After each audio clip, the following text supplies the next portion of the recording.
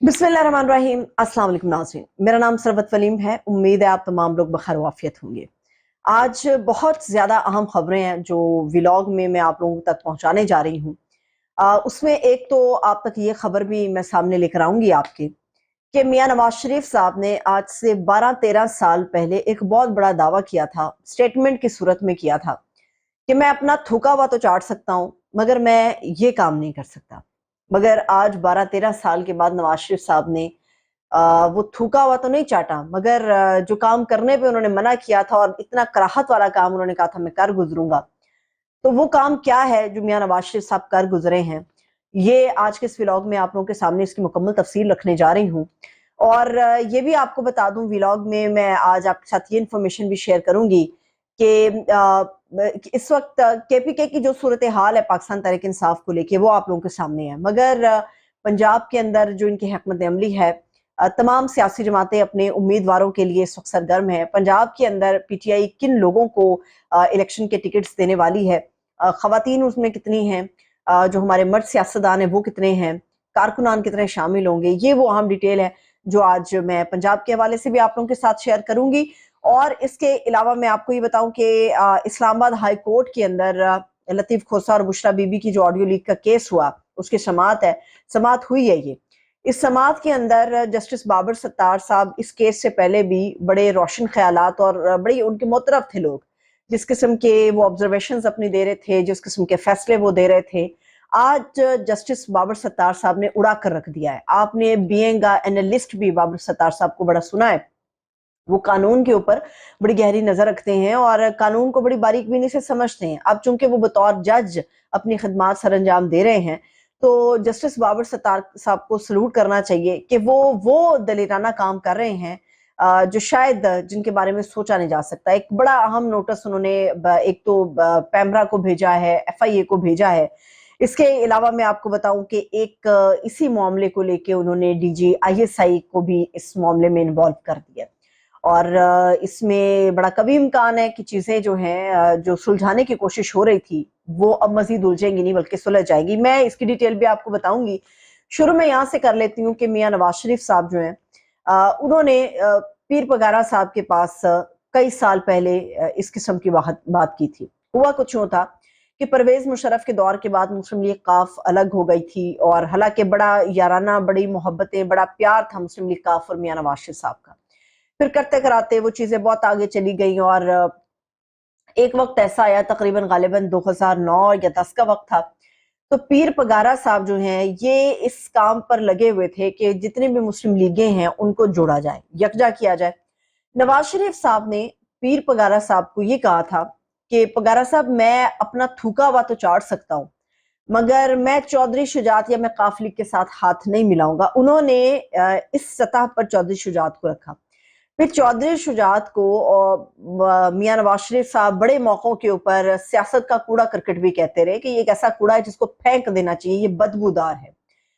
तो मियां नवाज शरीफ साहब 15 साल के बाद जाकर उन्हीं के घर खुद चलकर गए, उन्हीं के घर गए और चौधरी शुजात जिसे वो कूड़ा करकट में कहते रहे और न जाने क्या कुछ कहते रहे, जाके उनसे मिल लिया। जो इख्तदार या हमारी सियासत की बेरहम मजबूरियां हैं, देखिए कि इंसान को कहां कहां पर ले जाती है। मियां नवाज शरीफ साहब जब वतन वापस आ रहे थे तो हमारे सामने ये तासुर था कि मियां नवाज शरीफ साहब जो हैं वो अगले वजीर आजम है। कहा तो अब भी जा रहा है कि अगला वजीर आजम मियां नवाज शरीफ साहब हैं। फिर नवाज शरीफ साहब जो है कहा जा रहा है कि लाडले भी हैं और ये तासुर भी है। लेकिन अवाम मियां नवाज शरीफ साहब को कबूल नहीं कर रही, इसीलिए मियां नवाज शरीफ साहब हर दूसरे दर के ऊपर जा रहे हैं।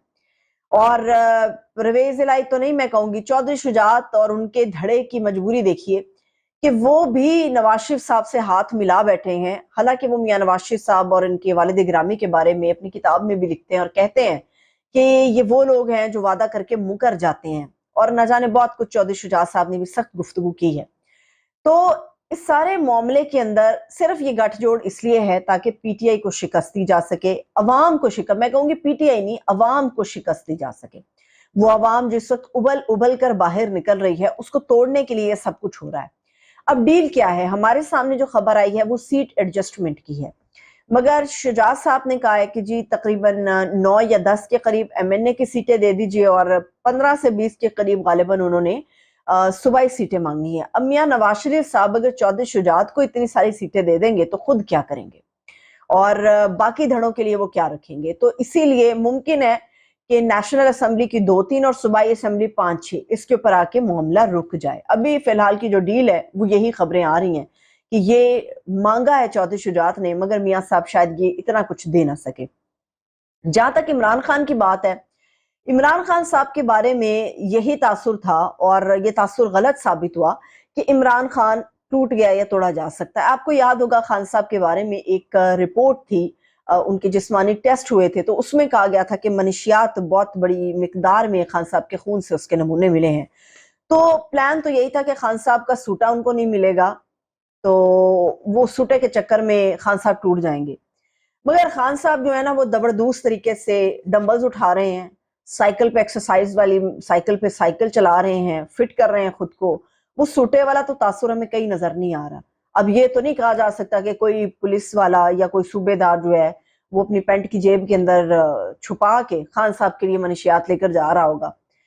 तो खान साहब टूटने वाले नहीं है। केपीके की आवाम जितनी बड़ी तादाद में इमरान खान और पीटीआई के लिए निकल रही है, बाकी मुल्क की तो बात बाद की है। जो केपीके की आवाम है, समझ लीजिए इलेक्शन वहां पे बाद में हुआ, फैसला आवाम ने अभी दे दिया कि 2/3 अक्सरियत जो है वो इमरान खान साहब की है सूबा खैबर पख्तूनख्वा के अंदर, और पीटीआई को केपीके में शिकस्त नहीं दी जा सकती। ये नवश्ता दीवार है, रिटन ऑन द वॉल, ये लिखा गया है।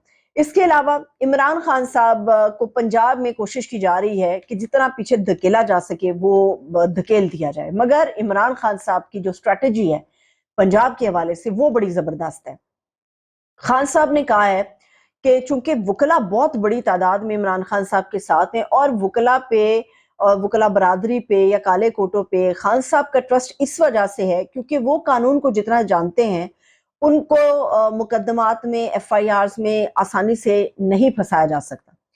तो पंजाब के अंदर ये फैसला हुआ है कि सियासी लोग तो होंगे, कारकुनान जो बड़ी तादाद में हैं उनमें से जो ज्यादा मकबूल होगा वो बतौर कैंडिडेट खड़ा हो पाएगा, मगर पंजाब में सबसे ज्यादा जो टिकट्स दिए जाएंगे वो वकला बरादरी को दिए जाएंगे। वकला बरादरी जो है वो कानून की जंग भी बेहतर तौर पे लड़ सकती है और बतौर शेर अफजल खान मरवत वो खुद भी एक वकील है। तो जितनी जबरदस्त किस्म की कंपेन वो चला रहे हैं, सियासतदान जो आला पाए के हैं पीटीआई में, अली मोहम्मद खान साहब में, मैं बड़ी मोतरफ रहती हूँ उनकी, वो अपना एक स्टैंस लेकर चलते हैं हमेशा से। तो वो लोग तो सारे होंगे अपनी अपनी जगहों से, मगर वकला बरादरी को पंजाब में सबसे ज्यादा इमरान खान साहब की तरफ से हिमायत हासिल है कि पंजाब में ज्यादा टिकटें वकला को दी जाए, क्योंकि जब इलेक्शन होगा तो यकीनी तौर पे जमानतें जब्त भी होती हैं, मुकदमात हो जाते हैं, एफआईआर काट दी जाती हैं, बंदे उठा लिए जाते हैं, लड़ाई मार कुटाई होती है, पुलिस से निमटना एक बहुत बड़ा इशू होता है। तो इस सारे मामले को जो पंजाब के अंदर वकला हैं वो बहादुरी के साथ कर पाएंगे। इसीलिए जो वकला है वो इमरान खान साहब के सियासी सफर को फिलहाल अभी तक की जो इत्तलात हैं वो पंजाब के अंदर आगे बढ़ाएंगे। हामिद मीर साहब के, मैं ये इस्लामाबाद हाई कोर्ट की डिटेल पे आऊंगी, मगर हामिद मीर साहब ने जो इंकिशाफ किया है इजराइल के बारे में, परवेज मुशर्रफ, मरहूम परवेज मुशर्रफ के बारे में, डॉक्टर अब्दुल कदीर खान साहब के बारे में, जो इंकिशाफात किए हैं वो आपके पैरों के नीचे से जमीन निकाल देते हैं और हमें ये सोचने पे मजबूर करते हैं कि गद्दार कहां पर है। ये हमें सोचना पड़ता है। हामिद मीर साहब ने जो इंकशाफ किया है वो तफसील तो आपको दूंगी, मगर उससे पहले मैं आप लोगों को इस्लामाबाद हाई कोर्ट के बारे में जरा बता दूं। ये तो आप लोगों के पास आ गई है चीज सारी कि लतीफ खोसा और बुशरा बीबी की जो ऑडियो के ऊपर समाअत थी, उसके ऊपर जस्टिस बाबर सत्तार को यकीनी तौर पे खराज तहसीन पेश करना चाहिए, क्योंकि उन्होंने एक तो एफआईए को इंक्वायरी का हुक्म दे दिया है, दूसरा पेमरा को उन्होंने बुला लिया कि पेमरा आए और कटहरे में खड़ा हो। पेमरा जो है उसका जो तौक है वो मीडिया और सहाफी बरादरी के ऊपर है। वो कहते हैं ना कि कस के रखो, तो वो कस के रखा हुआ उन्होंने कि सांस ना निकल पाए। तो पैमरा को उन्होंने तलब किया है कि एक ऐसी ऑडियो जो एक मौक्कल और उनके वकील के दरमियान है, क्लाइंट और वकील के दरमियान है, वो किस तरह से नशर हो सकती है। एक ऐसा आदमी जिसके नाम पे पाबंदी है, एक ऐसा आदमी जिसके बारे में आप जिक्र नहीं कर सकते, बात नहीं कर सकते, मगर उसी से मुतल्लिका एक ऑडियो है जिसको बड़े धड़ल्ले के साथ पूरे पाकिस्तान के मीडिया चैनल्स को इजाजत होती है कि उसको नशर किया जाए, उसकी इज्जत को तार तार किया जाए। तो जस्टिस बाबर सत्तार साहब ने कहा है कि जी DGISI को भी इसकी कॉपी भेजें, और नोटिस तो उनको भी हो गया है। जहां से पता चलेगा कि ये ऑडियोज आती कहां से हैं, वहीं से असल खुरा निकलेगा। ऑडियोज तो आ रही हैं, पहले भी सुप्रीम कोर्ट के मौजूद जजेस के सामने इस मामले को उठाया गया था कि ये पहले पता लगाया जाए कि आखिर ये ऑडियोज रिकॉर्ड कहां पे हो रही हैं। अब जहां से लीक हो रहे हैं डेफिनेटली वहीं पे आसपास कहीं पे रिकॉर्ड हो रहा है। तो अब ये जिम्मेदारी सौंप दी गई है। एक तो फॉरेंसिक कराने का कहा गया है कि इसका लाजमी तौर पे इस ऑडियो का फॉरेंसिक कराया जाए। फॉरेंसिक में ना सिर्फ आवाजों की पहचान हो जाएगी बल्कि ये भी पता चल जाएगा कि गुफ्तगू का रब्त कितना टूटा हुआ है, और जो मुझे लगा वो तो गुफ्तगू का रब्त टूटा हुआ था। फिर ये है कि DGISI को भी नोटिस हो गया है, इसकी कॉपी भेज दी गई है, और इसके अलावा ये रिकॉर्ड कहाँ पे हो रही है, असल खुरा वहां पे है। और जस्टिस बाबर सत्तार साहब जुट गए हैं, लग गए हैं इस बात पे कि इसका पता लगाकर छोड़ा जाएगा कि किसी के भी घर की इज्जत को उठा के चौक चौराहे में नंगा कर दिया जाता है, और टीवी चैनल्स जो है वो मजे ले लेके इन ऑडियोज को नशर कर रहे होते हैं। तो पैमरा उस वक्त कहां पर सो रहा होता है। देखते हैं कि इसकी जो अब अगली समात होगी 11 दिसंबर को, उसके अंदर क्या बड़ी डेवलपमेंट होती है। आखिर पे दो चीजें हैं। पहले ये कि 10 दिसंबर को बड़ा टाकरा होने जा रहा है कोहाट में। जरा सोचिए क्या मंजर होगा। एक तरफ बिलावल भुट्टो स्पीच कर रहे होंगे, दूसरी तरफ शेर अफजल मरवत होगा, एक तरफ PTI का वर्कर कन्वेंशन चल रहा होगा, एक तरफ जियालों का जलसा चल रहा होगा। एक ही शहर कोहाट के अंदर दो मुख्तलिफ पंडाल सजेंगे, बंदे किसमें ज्यादा आएंगे ये देखा जाएगा 10 दिसंबर को। मैं अपनी कोई राय नहीं दूंगी। पीपल्स पार्टी कितने बंदे इकट्ठे कर पाती है जलसे के लिए, ये बहुत बड़ा सवाल है। और मुमकिन है कि अपने जलसे को कामयाब कराने के लिए 10 दिसंबर को PTI को कोहाट के अंदर वर्कर कन्वेंशन की इजाजत इंतजामिया ना दे, ये इस चीज का बड़ा कभी इम्कान है। तो देखते हैं कि दो पंडाल सजेंगे या एक पंडाल सजाकर दूसरे को रोक दिया जाएगा, ये अभी देखना बाकी है। हामिद मीर साहब ने जो इंकशाफ किया है वो बड़ा खौफनाक है। हामिद मीर साहब कहते हैं, हम सबको याद है तहरीक लब्बैक के जो सरबराह थे खादिम रिजवी साहब, मरहूम खादिम रिजवी साहब, उन्होंने कहा था वो हमेशा जब कोई ज्यादा सताता तो कहते तो ले लो गौरी मिसाइल साडा, गौरी मिसाइल कढ़ लो। ये वो अल्फाज थे जो हमेशा खादिम रिजवी साहब कहते थे। हामिद मीर साहब ने एक कॉन्फ्रेंस के अंदर शिरकत की जहाँ पे तमाम बड़े मौलाना हजरात मौजूद थे।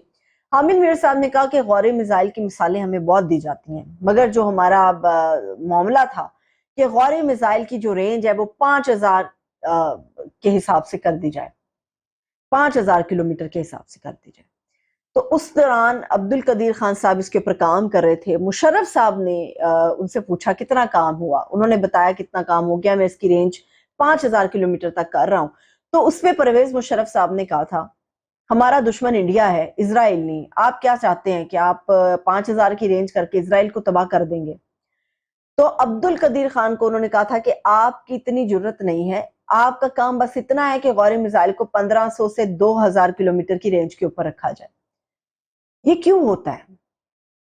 फिर दो रियासती हल की बात भी होती है कि इजराइल को भी तस्लीम कर लिया जाए। हमारे आइन में है, इस मुल्क को बनाने वाले ने कह दिया इजराइल तस्लीम नहीं हो सकता। आज फलस्तीनी कट रहे हैं, इजरायली उनकी छातियों पे खड़ा होकर नाच रहा है, मगर कोई आवाज नहीं उठा रहा क्योंकि सबके मफादात इजराइल के साथ जुड़े हुए हैं। व्लॉग अगर पसंद आए तो इसको लाइक और कमेंट जरूर करें। अपना बहुत सा ख्याल रखिए। खुदा हाफिज।